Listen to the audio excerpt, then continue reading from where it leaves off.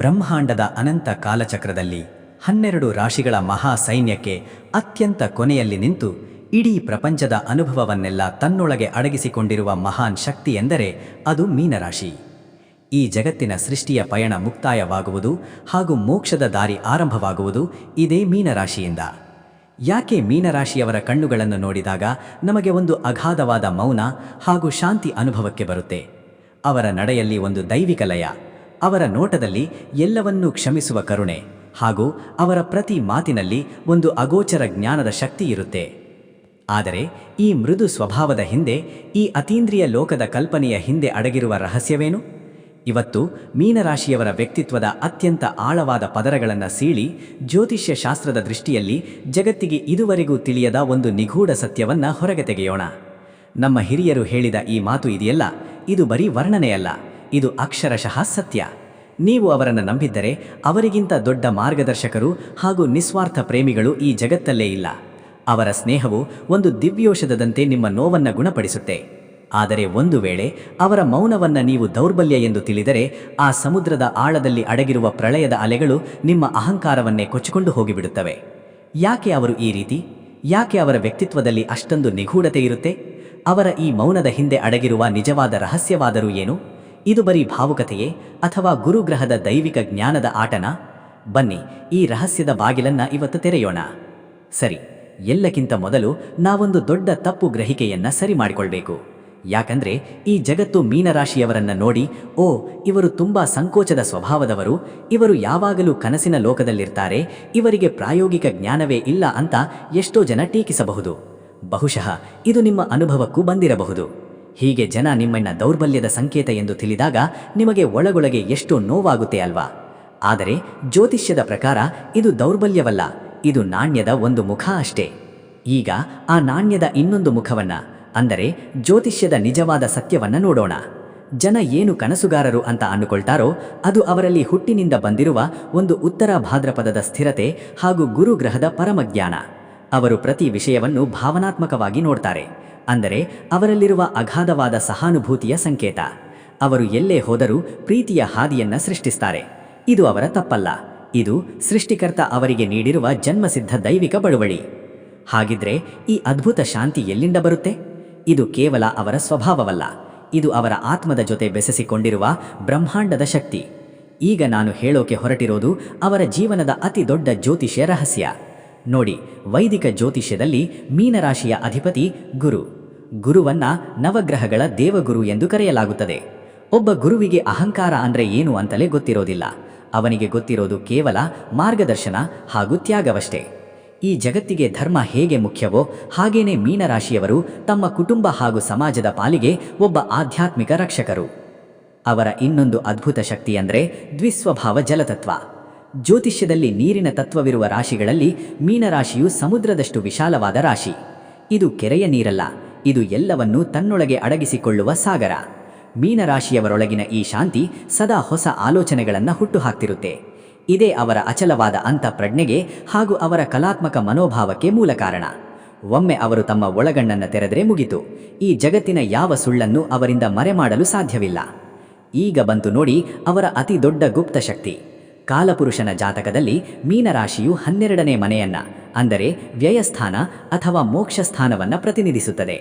ಇದನ್ನ ಜ್ಯೋತಿಷ್ಯದಲ್ಲಿ ಇಡೀ ಜೀವನದ ಸಾರಾಂಶ ಅಂತ ಕರೀತಾರೆ. ಇದರ ಅರ್ಥ ಏನು ಗೊತ್ತಾ? 11 ರಾಶಿಗಳ ಎಲ್ಲ ಅನುಭವಗಳನ್ನು ದಾಟಿ ಬಂದ ಆತ್ಮಕ್ಕೆ ವಿಶ್ರಾಂತಿ ಸಿಗುವುದೇ ಮೀನರಾಶಿಯಲ್ಲಿ. ಅದಕ್ಕಾಗಿಯೇ ಇವರಿಗೆ ಕಷ್ಟದ ಸಮಯದಲ್ಲಿ ಒಂದು ಅತೀಂದ್ರಿಯ ಶಕ್ತಿ ಅಥವಾ ದೈವಿಕ ಪ್ರೇರಣೆ ಅನಿರೀಕ್ಷಿತವಾಗಿ ಬರುತ್ತದೆ. ಇವರು ಒಂಟಿಯಾಗಿದ್ದರೂ ಒಂದು ಅದೃಶ್ಯ ದೈವಿಕ ಶಕ್ತಿ ಯಾವಾಗಲೂ ಅವರನ್ನ ಕವಚದಂತೆ ಕಾಪಾಡುತ್ತಿರುತ್ತದೆ. ಇಷ್ಟೆಲ್ಲ ದೈವಿಕ ಬಲವಿದ್ದರೂ ಸಹ ಪ್ರತಿಯೊಬ್ಬ ಜ್ಞಾನಿಯ ಜೀವನದಲ್ಲೂ ಕೆಲವು ಸವಾಲುಗಳು ಇದ್ದೇ ಇರುತ್ತವೆ. ಇದು ಅವರ ದೌರ್ಬಲ್ಯವಲ್ಲ, ಇದು ಅವರು ಗೆಲ್ಲಲೇಬೇಕಾದ ಆಂತರಿಕ ಯುದ್ಧ. ಉದಾಹರಣೆಗೆ, ಅತಿಯಾದ ಭಾವುಕತೆಯಿಂದ ತೆಗೆದುಕೊಳ್ಳುವ ತೀರ್ಮಾನಗಳು ಕೆಲವೊಮ್ಮೆ ಮೋಸಕ್ಕೆ ದಾರಿ ಮಾಡಿಕೊಡಬಹುದು. ಬೇರೆಯವರ ಕಷ್ಟಕ್ಕೆ ಸ್ಪಂದಿಸುವ ಗುಣ ಅವರ ಸ್ವಂತ ಪ್ರಗತಿಗೆ ಅಡ್ಡಿಯಾಗಬಹುದು. ವಾಸ್ತವ ಲೋಕದಿಂದ ದೂರ ಸರಿದು ಕಲ್ಪನಾ ಲೋಕದಲ್ಲಿರುವುದು ಅವರ ಪ್ರಗತಿಯನ್ನು ಕುಂಠಿತಗೊಳಿಸಬಹುದು. ಆದರೆ ಜ್ಯೋತಿಷ್ಯದ ಪ್ರಕಾರ ಇವರು ಸ್ವಲ್ಪ ಪ್ರಾಯೋಗಿಕತೆಯನ್ನು ಅಳವಡಿಸಿಕೊಂಡ್ರೆ ಇವರನ್ನು ಮೀರಿಸುವ ಜ್ಞಾನಿ ಈ ಭೂಮಿಯ ಮೇಲೆ ಯಾರೂ ಇರೋದಿಲ್ಲ.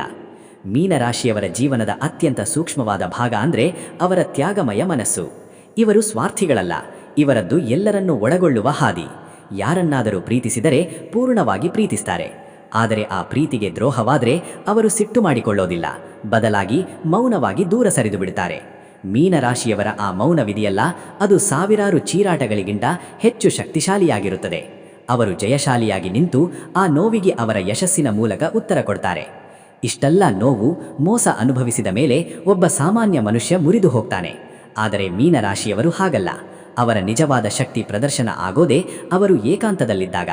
ಅವರು ಸೋಲಿನಿಂದ ಕುಗ್ಗೋದಿಲ್ಲ, ಬದಲಾಗಿ ಹೊಸ ರೂಪದಲ್ಲಿ ಪುನಃ ಎದ್ದು ಬರ್ತಾರೆ. ಅವರ ಜೀವನದ ಉತ್ತರಾರ್ಧವು ಪೂರ್ವಾರ್ಧಕ್ಕಿಂತ ಹೆಚ್ಚು ಗೌರವಯುತವಾಗಿ ಹಾಗೂ ನೆಮ್ಮದಿಯಾಗಿರುತ್ತದೆ. ಅವರ ಕಣ್ಣೀರು ಯಾವತ್ತೂ ವ್ಯರ್ಥವಾಗೋದಿಲ್ಲ. ಹಾಗಿದ್ರೆ ಮೀನರಾಶಿಯವರ ಜೀವನದ ಅಂತಿಮ ಉದ್ದೇಶವಾದರೂ ಏನು? ಜ್ಯೋತಿಷ್ಯದ ಆಳವಾದ ಸತ್ಯದ ಪ್ರಕಾರ ಅವರ ಜೀವನವನ್ನು ಗುರು ಹಾಗೂ ಶುಕ್ರ ಇಬ್ಬರೂ ಪ್ರಭಾವಿಸ್ತಾರೆ. ಗುರು ಅವರಿಗೆ ಜ್ಞಾನ ಕೊಟ್ಟರೆ, ಉಚ್ಚ ಸ್ಥಾನದಲ್ಲಿರುವ ಶುಕ್ರ ಅವರಿಗೆ ಪರಮ ಸುಖ ಹಾಗೂ ಕಲಾತ್ಮಕತೆಯನ್ನು ನೀಡ್ತಾನೆ. ಈ ಎರಡು ಶಕ್ತಿಗಳನ್ನು ಯಾರು ಸಮತೋಲನಗೊಳಿಸ್ತಾರೋ ಅವರೇ ನಿಜವಾದ ಆಧ್ಯಾತ್ಮಿಕ ವಿಜೇತರು.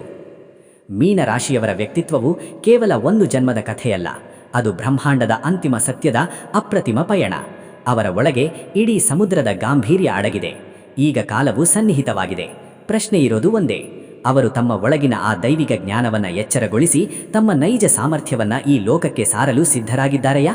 ಹಳೆಯ ಸಂಕಳೆಗಳು ಹಾಗೂ ಭಯವನ್ನು ಮುರಿದು ಹೊಸ ಶಾಂತಿಯ ಸಾಮ್ರಾಜ್ಯವನ್ನು ನಿರ್ಮಾಣ ಮಾಡಲು ಅವರು ತಯಾರಿದ್ದಾರೆಯಾ? ಈ ವಿಶ್ಲೇಷಣೆಯು ಮೀನರಾಶಿಯವರ ಆತ್ಮದ ಕಥೆಯನ್ನೇ ಹೇಳ್ತಾ ಇದೆ ಅಂತ ನಿಮಗೆ ಅನಿಸಿದರೆ, ನಿಮ್ಮ ಅನಿಸಿಕೆಗಳನ್ನು ತಪ್ಪದೇ ನಮಗೆ ತಿಳಿಸಿ. ಇದೇ ತರಹದ ಮತ್ತಷ್ಟು ಆಳವಾದ ಜ್ಯೋತಿಷ್ಯ ರಹಸ್ಯಗಳಿಗಾಗಿ ನಮ್ಮೊಂದಿಗೆ ಸೇರಿಕೊಳ್ಳಿ. ಪ್ರತಿಯೊಬ್ಬ ಮೀನರಾಶಿಯವರಿಗೂ ಅವರ ನಿಜವಾದ ಶಕ್ತಿ ಏನು ಅಂತ ತಿಳಿಸಲು ಇದನ್ನು ಅವರೊಂದಿಗೆ ಹಂಚಿಕೊಳ್ಳಿ.